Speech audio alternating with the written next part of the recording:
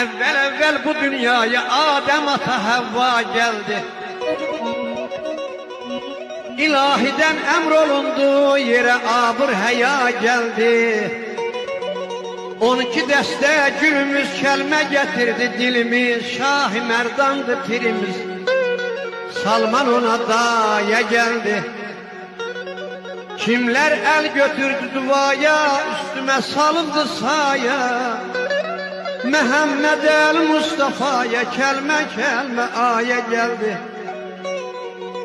Xəstə Qasım tutar bəsi, silindi könlümün pası, Behiştim bir dəst libas, behiştim bir dəst libası, Fatma-i Zehra'ya geldi. Könlüm dar günümde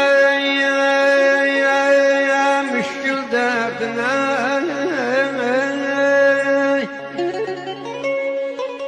Könlüm dar günümde müşkül derdine, Dermanı Tanrı'nın özünden iste. Abbas'ın Hüseyin'in tökülen kanın, Dəşti Kəlbəlanın özünden iste. Tanrı'nı her zaman kalbinden ara, o da koymaz seni düşesen dara. Secde kıl Kabe'ye aya dübara, sahibi zamanın özünden iste. Üz çevirme Halik'in sonsuz sabrinden, Üz çevirme Halik'in sonsuz sabrinden, Belki hifzeliye seni cebrinden. Ha kardeş Hazret elini şefa kabrinden, Heç vaxt bükülmeyen dizinden iste, dizinden iste.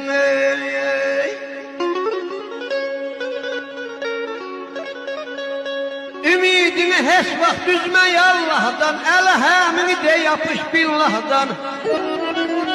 Kur'an'ın ilk sözü Bismillah'dan, Məhəmmədin nur yüzünden iste, nur yüzünden iste. Halik'in dergahına gözümü yumma, Gevvaz değilsen deryaya cumma. Kardeş eli eğriden keramet umma, Her şey insanın düzünden iste, düzünden iste. Din adamlara serhət koysunlar,